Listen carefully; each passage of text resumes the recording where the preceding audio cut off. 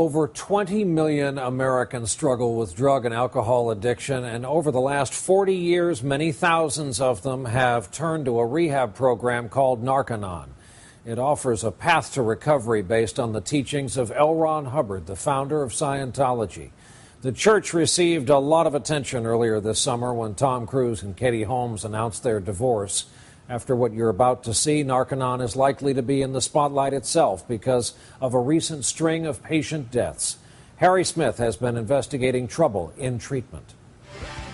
Stacey Dawn Murphy was the apple of her father's eye. The beautiful 20-year-old former cheerleader dreamed of becoming a veterinary assistant. But Stacey died this summer, a life cut short under mysterious circumstances. This is a smile, the cheerful, bubbly appearance that you would see her whole life. Stacey's father, Robert, and stepmother, Susan, say Stacey had struggled with an addiction to Oxycontin, but Stacey wanted to be drug-free. Narconon, the most effective drug rehabilitation. So she checked into a drug rehabilitation center she found online. It's called Narconon Arrowhead, and it's located in a remote area of Oklahoma. We are the authorities on getting people off drugs. We are the authorities on the mind. We are the Famous Scientologists like Tom Cruise and Kirstie Alley have touted Narconon's value. A kiss and a Hawaiian lei. A crew from Extra captured John Travolta and Kelly Preston hosting a fundraiser for Narconon's Hawaii facility in 2007. Narconon claims 62 treatment centers around the world, including 19 in the U.S. Compared to other rehabs, we're the best. Oklahoma's Narconon Arrowhead is the worldwide flagship facility for Narconon. The Murphys say they didn't know about the link between Narconon and Scientology. I got online and wanted to know about what is Narconon, and then it looked like, wow, this is a professional place. This looks good. You were thinking this might be the answer. Oh, yeah, because they tout such high success rate. A remarkable success rate of 75%. Narconon's method of rehabilitation is unorthodox. Patients are called students, and they study a series of 8 books based on the writings of Scientology founder L. Ron Hubbard. She says, they got us doing this weirdest stuff, Daddy. She says, we have to sit in front of another student and yell at them and curse at them and say awful things about them, and they're not allowed to react in any aspect whatsoever. And I says, honey, all I can say is they're professionals here. How much did it cost to put Stacey in there? Well over $30,000. $30,000? Yes. I can't even believe it. It works. Narconon advertises itself as a non-medical rehabilitation program. Its unconventional methods include 5 hours a day in a sauna for 30 straight days and megadoses of the vitamin niacin. Drug residues. Hubbard claimed the program will rid a body of the toxic residue of drugs. He believed any drug is essentially a poison, and even medicines create a barrier to spiritual well-being. The detox is part of a larger system of life skills training that many Narconon graduates told us have helped them lead drug-free lives. 6 weeks into Stacey Murphy's stay, she went home for a one-day visit. According to Narconon clients interviewed by the local sheriff's department, upon her return, Stacey used drugs she had smuggled back into the facility. The sheriff's report says she was put in a withdrawal unit, where she was left unsupervised for several hours. By the time a staff member looked in on her, she was dead. Murphy said he frantically called the Narconon Arrowhead CEO, Gary Smith, for an explanation. I said, did the physician look at her? And he says, no, he was not here at the time. Did the nurse look at her and observe her and stay with her? And again, he said, well, we're looking into that. We're investigating this. But Stacey Murphy isn't the first person to die at Narconon's Arrowhead facility here in Oklahoma. In fact, she's the 3rd person to die here in less than a year. Family members of the deceased are mystified that law enforcement and regulatory agencies haven't done more to investigate. Hillary Holton was just 21 years old when she died in her Narconon dorm room in April. The cause of death has not yet been determined. Gabriel Graves was the father of 2 beautiful girls. The 32-year-old was found dead in his bed at Narconon last October. It seems like it was just yesterday. Gabe's mother and stepfather, Shirley Ann and Emmett Gillum, say they want answers from Narconon too. I felt like they were leading me to believe he overdosed, and I was devastated. But the autopsy report showed only trace amounts of morphine in Gabe's system, and the cause of death remains a mystery. It needs some type of monitoring. I mean, what the heck's going on?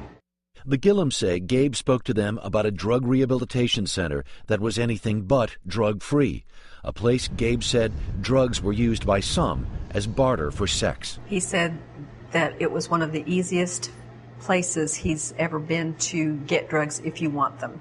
He said there were drugs offered for exchange of physical favors.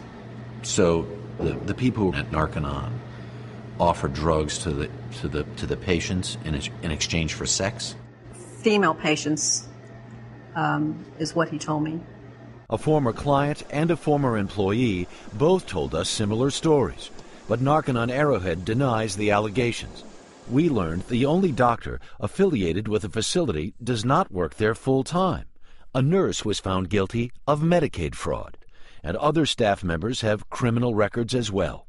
Did you feel like they were completely forthcoming with you on the phone in terms of who they were, No. what their procedures were? No. I, number one, said, I do not want my son indoctrinated into Scientology here, and I mean it, and we don't do that. They said we don't do They that. said, no, we do not do that at all. When I talked to Gabe about it, he said, oh, that's their whole thing, trying to get us to be Scientologists. Really? That's what Gabe said to me. The Church of Scientology has supported Narconon since its inception, but officials from Narconon insist it is a non-religious program, and they say they don't use it to recruit new members for Scientology. Narcon Arrowhead is not the only facility with troubles.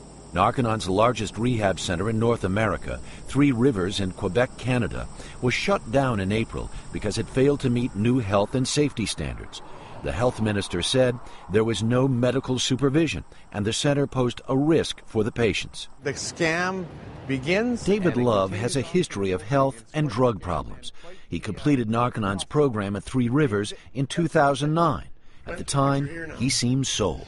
This place and these books really saved my life. Love says he quickly went from student to staff member. Oh, they offered me a job before I even finished the program. They start grooming patients before they even finish. But what did the training entail? I had to listen to 12 one-hour tapes of L. Ron Hubbard. So nothing about drugs? Oh, no, nothing. You never talk about that ever. Nothing about how to respond to a medical emergency? No, never. A drug ever. overdose? No, never. Was there anybody above you who had medical training? No, the people above me were members of the Church of Scientology from Montreal. Addiction is a disease requiring medical attention. Susan Foster of Columbia University's National Center on Addiction and Substance Abuse says a non-medical approach to drug rehabilitation can be dangerous. What would be the baseline for minimal treatment? Someone trained in addiction medicine or addiction psychiatry, managing the care. But Narconon supporters like Dr. David Root, who has a workplace health practice, says Narconon's holistic approach can and does work. In my experience, the Narconon Hubbard detoxification program is the most effective program for getting students, drug abusers, off of their drugs, and it works. Still, the number of recent deaths at the Narconon Arrowhead facility in Oklahoma is alarming. 3 people have died there in 9 months. When you hear something like that, do alarms go off? Absolutely. You're supposed to go there to recover, not to die. Love says he left Narconon because he concluded the 75% success rate that Narconon advertises is bogus. As a graduate officer, I was the person to determine what the success rate was.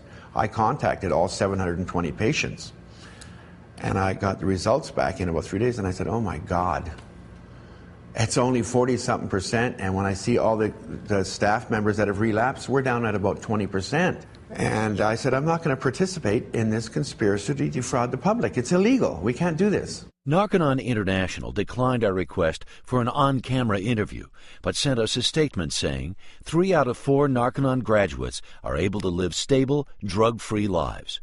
Narcon Arrowhead CEO Gary Smith says his facility has a 90-day intensive training program for staff and employs licensed nurses and certified drug counselors.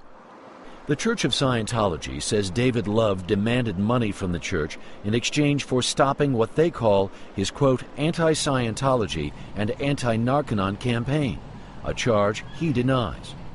As for the deaths at Narcon Arrowhead, Smith says he would like to comment, but can't, due to federal privacy laws. He says, our deepest sympathies go out to those families, and our prayers are with them. I think they are taking advantage of the downtrodden. Who do they answer to? They need to answer to somebody. For the families of Gabriel Graves and Stacy Murphy, emotions are still raw as they struggle to come to terms with the sudden loss of their children. Do you blame Narconon for your daughter's death? Absolutely. They say they want Narconon facilities shut down so no one has to go through what they have endured. Stacy wasn't the only one, and the way they're running now, she won't be the last one. God help them. Harry Smith here with us. So, Harry, while airing this may have its own effect, what is the status of the investigation as we sit here tonight? Well, we contacted the governor's office in Oklahoma to find out just what is going on, and it seems like things are ramping up quite a bit. Just yesterday, we heard from her. Oklahoma State Bureau of Investigation, Oklahoma Department of Mental Health and Substance Abuse Services, the district attorney, local sheriff's office, all have open investigations, and now the state medical examiner's office is also investigating the deaths. Now, you and I have spent a fair amount of time, each of us, in Oklahoma. This is a tough place to get to. It's not near a lot. How does one come to Narconon as a client? It's very interesting. A lot of places in the country, if you just Google drug rehabilitation, what's going to come up is a lot of sites. Mm-hmm. The sites with 1-800 numbers. You call that 1-800 number, chances are what you're going to end up connected to is a recent Narconon graduate who is then going to talk to you about the virtues of Narconon. If that person succeeds in getting you into the program, they'll get a commission. Harry Smith, thank you for your reporting. Always good to see you. Thanks for being with us.